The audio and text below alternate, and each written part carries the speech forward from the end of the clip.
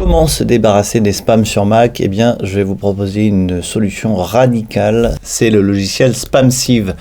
J'utilise ça depuis plus d'1 an et je dois avouer que je suis ravi de chez ravi, dans le sens où je n'ai plus aucun spam. Alors vous imaginez bien, quand on a des sites internet comme moi et qu'on laisse les commentaires ouverts, et bien au bout d'un moment on est envahi de spam. Donc j'ai essayé plusieurs logiciels, plusieurs techniques. J'avais même fait une vidéo pour créer des règles dans Mail pour se débarrasser des spams, mais ça a quand même ses limites. Donc ce logiciel pour moi est maintenant obligatoire et je le conseille à peu près à tout le monde. Alors il est payant, il coûte à peu près 30$, mais je vous assure que si vous êtes envahi de spam, eh bien le jeu en vaut la chandelle, et c'est d'ailleurs beaucoup moins cher que certains services d'anti-spam auxquels on est obligé de s'abonner et qui coûtent finalement une petite fortune. Donc 30€, c'est pas cher payé, 30$. Et comment ça marche? Eh bien, il suffit de télécharger la licence de SpamSieve ici. Vous allez dans le logiciel Mail. Dans les préférences de Mail ici, eh bien, vous avez tout simplement les règles et vous allez créer une nouvelle règle SpamSieve. Vous allez cliquer sur modifier. Et dans cette règle, vous allez exactement la régler comme ça. Vous l'appelez comme ceci, vous réglez tout comme moi. Et vous lui dites déplacer vers le dossier comme ça, spam sur votre Mac. Donc il faut créer un dossier spam dans la barre latérale, dans Mail, ici, vous ouvrez la barre latérale, vous créez un dossier spam, et ensuite vous déplacez avec la règle tous les mails dans spam. Tout ça c'est expliqué dans le manuel de SpamSieve. Une fois que tout ça c'est réglé, eh bien tous les mails vont aller dans spam. Je cliquez sur la boîte aux lettres ici, et vous voyez que ici, si je clique sur spam, eh bien automatiquement le logiciel m'envoie tous les spams dans spam.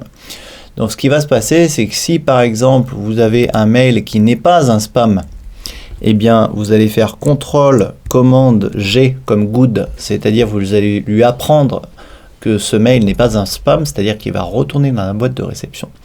Et si par contre dans votre boîte de réception vous avez un logiciel qui est un spam, vous allez cliquer sur le message et vous allez faire CTRL commande S et ça va aller directement dans les spams, et le logiciel va apprendre intelligemment que cet expéditeur ou ce type de mail est un spam. Et au bout d'un moment, eh bien au bout d'1 semaine, 2 semaines, on va dire 1 mois, le logiciel est très intelligent, puisque 100% maintenant de mes mails qui sont dans mes spams ne sont pas des mails que j'ai désirés. Donc je sélectionne tout, clac, et je supprime, et ça me prend 1 seconde pour me débarrasser de tous ces spams qui ne sont plus du tout dans la boîte de réception. Ils ne sont plus du tout dans ma boîte de réception, donc ça me fait gagner un temps considérable. Donc voilà, SpamSieve, c'est un logiciel qui s'achète.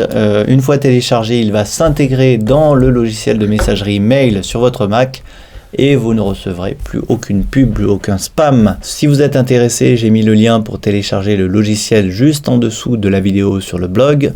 Si vous avez des questions à ce sujet, n'hésitez pas également à poser des questions sur les forums du logiciel SpamSieve. Alors c'est en anglais, bon, ici on est sur la version anglaise, mais vous pouvez tout à fait cliquer sur le petit drapeau français ici et aller cliquer sur téléchargement et commander le logiciel. Donc je vous mettrai le lien en dessous de la vidéo.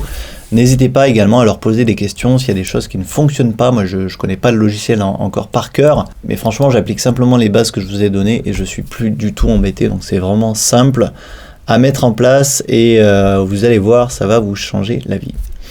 Voilà, merci d'avoir suivi cette petite astuce. Comme d'habitude, si vous avez des questions, n'hésitez pas sous la vidéo, dans les commentaires. Si vous n'êtes toujours pas abonné au blog, n'hésitez pas à cliquer sur le lien qui apparaît au centre de l'écran. Vous téléchargerez mon ebook et vous rejoindrez des milliers d'abonnés dans la communauté Utips Mac.